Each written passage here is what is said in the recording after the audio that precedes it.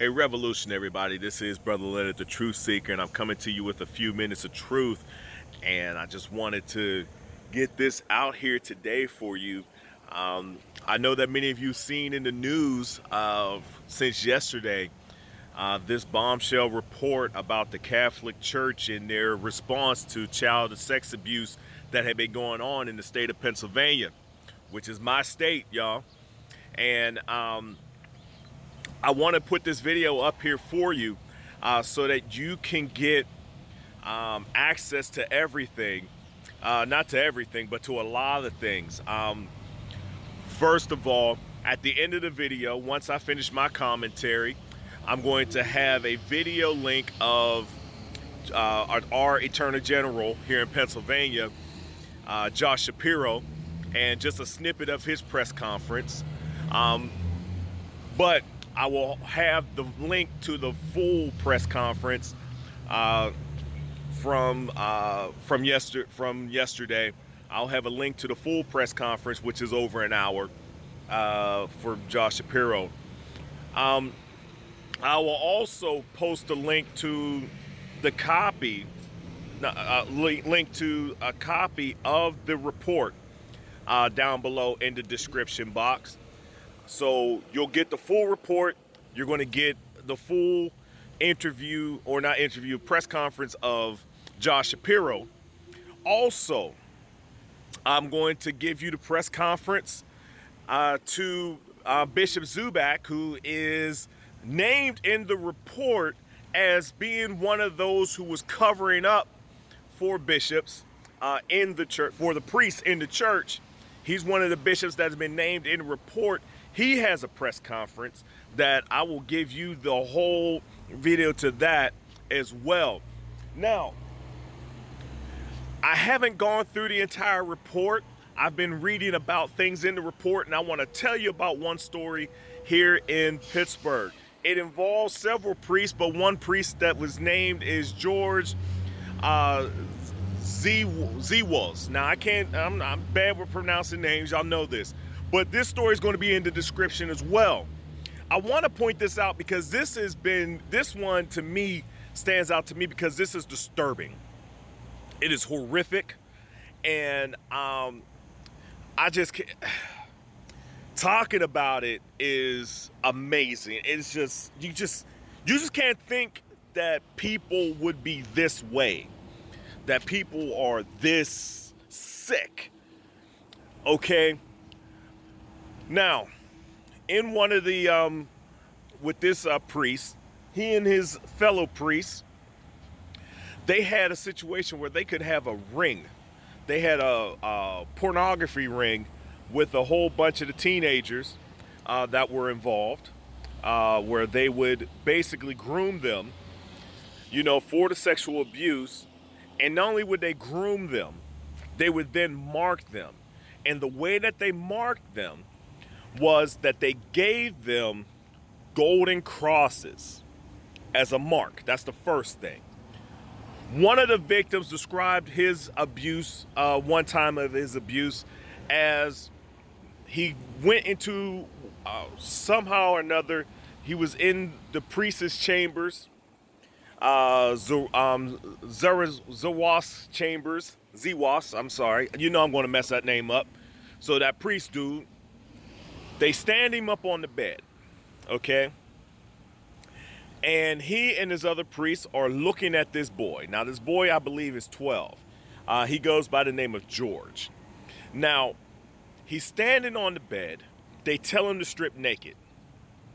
Now, he strips naked. Then they tell him to pose as if he is on the cross.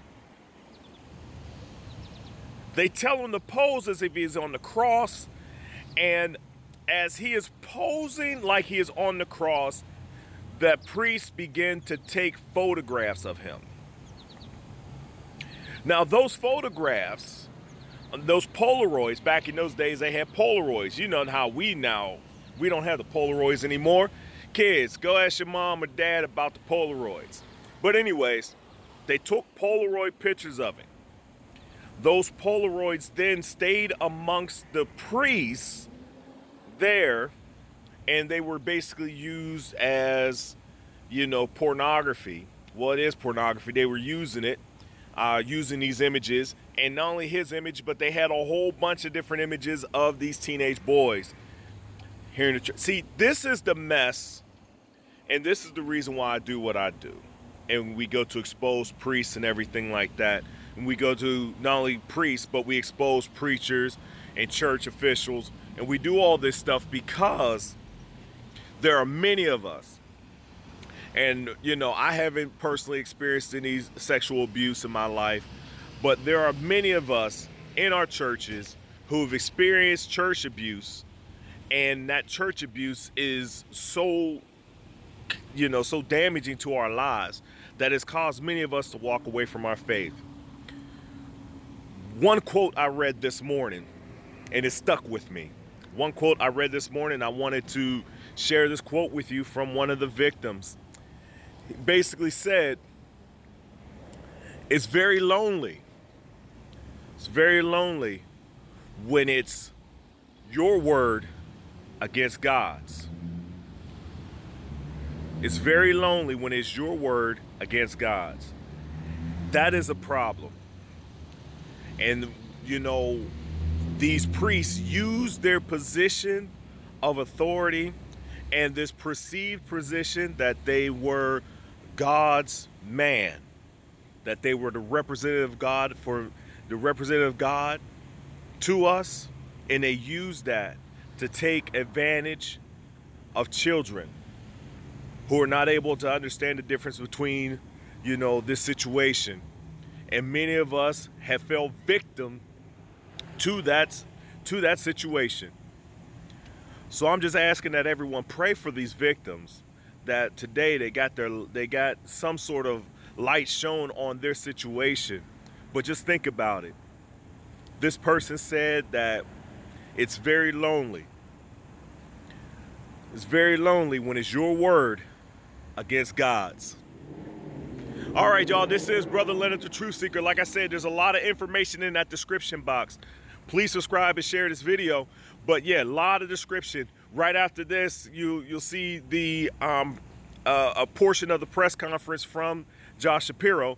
So this is your boy, brother. Let me get it right. This is your boy, Brother Leonard, the Truth Seeker, coming to you with a few minutes of truth.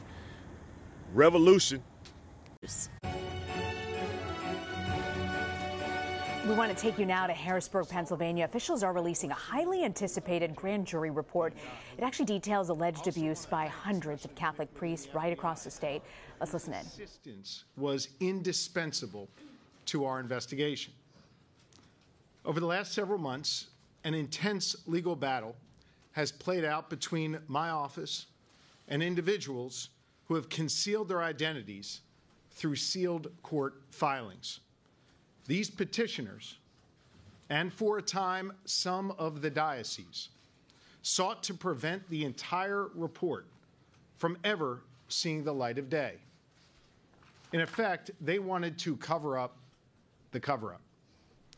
They sought to do the same thing that senior church leaders in the dioceses we investigated have done for decades: bury the sexual abuse by priests upon children and cover it up forever. Shamefully, these petitioners still don't have the courage to tell the public who they are. Moments ago, an 884-page report issued unanimously by the 40th statewide investigative grand jury, the largest, most comprehensive report into child sexual abuse within the Catholic Church ever produced in the United States, was released. It builds on the Boston Globe's Spotlight report, which identified 229 abuser priests, the 2005 Philadelphia grand jury report into the Archdiocese, which identified over 60 abuser priests, and the 2016 Altoona-Johnstown investigation conducted by the Office of Attorney General, which named at least 50 abuser priests. The report published today, in accordance with the July 27th Pennsylvania Supreme Court order, has some redactions. Let me be very clear. My office is not satisfied with the release of a redacted report. Every redaction represents an incomplete story of abuse that deserves to be told. We have oral argument scheduled in front of the Pennsylvania Supreme Court for September the 26th. And you can be certain that we will fight vigorously to remove every redaction and tell every story of abuse and expose every cover-up. While those redactions represent just a very small fraction of the predator priests named by this grand jury, no story of abuse is any less important than another. Today, Pennsylvanians can learn the extent of sexual abuse in these dioceses. And for the first time, we can begin to understand the systematic cover-up by church leaders that followed. As the members of the grand jury wrote in their report, we need you to hear this. There have been other reports about child sex abuse within the Catholic Church, but never on this scale. For many of us, those earlier stories happened someplace else. Now we know the truth. It happened everywhere. This lengthy report was written by 23 committed grand jurors based on extensive testimony and documentation. It goes into great detail about widespread sexual abuse and cover-up within the Catholic Church. I respectfully ask for your patience as I walk you through the contents of this report. And while I will endeavor to give a full accounting of the report so that you get a full picture of what transpired in the shadows over decades, nothing I can say in the time we have together today will do full justice to the 2 years of work done by these grand jurors. I ask that you take the time to read the report. This painful body of facts and documents contained in it, which is now posted on the Office of Attorney General website. Now I will lay out the following: the unprecedented scope of this investigation, the abuse, diocese by diocese, charges resulting from this grand jury investigation, the systematic cover-up by church leaders, the weaponization of faith, the failure of law enforcement, and finally, the recommendations of the grand jury. The grand jury investigated 6 dioceses: Allentown, Harrisburg, Pittsburgh, Greensburg, Erie, and Scranton. Their work built on previous grand jury investigations into the Diocese of Philadelphia and Altoona, Johnstown, and paints a complete picture of abuse and cover-up in every diocese in Pennsylvania. The grand jury investigation began about 2 years ago because we realized during the Altoona, Johnstown investigation that the abuse and cover-up was not just limited to that region, but it was pervasive throughout the entire Commonwealth of Pennsylvania. Dozens of witnesses testified before the grand jury, detailing acts of sexual abuse by priests and how senior church officials covered up their criminal conduct, prioritizing their institution over the safety and welfare of these young boys and girls. The grand jury subpoenaed and reviewed 500,000 pages of documents, internal church documents, and official records. The abuse scarred every diocese. The cover-up was sophisticated. And all the while, church leadership kept records of the abuse and the cover-up. These documents, from the diocese's own secret archives, formed the backbone of this investigation, corroborating accounts of victims and illustrating the organized cover-up by senior church officials that stretched, in some cases, all the way to the Vatican. The term secret archives is not my term. It is how the church officials themselves referred to the troves of documents sitting in filing cabinets just feet from the bishops' desks. In each diocese, the bishops had the key to the secret archives, which contained both allegations and admissions of the abuse and the cover-up. The grand jury uncovered credible evidence of sexual abuse against 301 predator priests. As shocking as that number is, the grand jury report notes that the jurors didn't automatically name every priest mentioned in the documents and the secret archives. They actually received files on more than 400 priests, but were careful not to name names if the information was too scanty to make a reasonable determination about what had happened. Over 1,000 child victims were identified by our investigation, though the grand jury notes that they believe that number was in the thousands.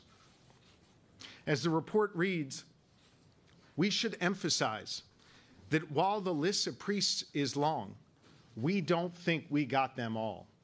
We feel certain that many victims never came forward and that the diocese did not create written records every single time they heard something about abuse, the grand jurors wrote. As I detail the grand jury's findings, I will use graphic language from the report that may make some uncomfortable. But these words are the only way to adequately explain the sexual abuse committed by priests upon children. This is not to be salacious. It is to share the truth, to keep a promise I made to these victims that I would, in their words, talk about what this abuse actually was, and not rely on the euphemisms that church officials used for decades to cover it up. You see, church officials routinely and purposefully described the abuse as horseplay and wrestling and inappropriate contact. It was none of those things. It was child sexual abuse, including rape, committed by grown men, priests, against children. Above all else, they protected their institution at all cost. As the grand jury found, the church showed a complete disdain for victims. Revolution. This is Brother Leonard, the Truth Seeker. Thank you for viewing this video. If you like this video, let me know by leaving a comment and clicking that like button. Also, if you do like what I do, please subscribe to this channel and share this video and others on my channel on your social media. If you want more information on what we do within the Church Folk Revolution, go to facebook.com/the Church Folk Revolution, all one word, the Church Folk Revolution, and join the movement. Once again, this is Brother Leonard, the Truth Seeker. Revolution.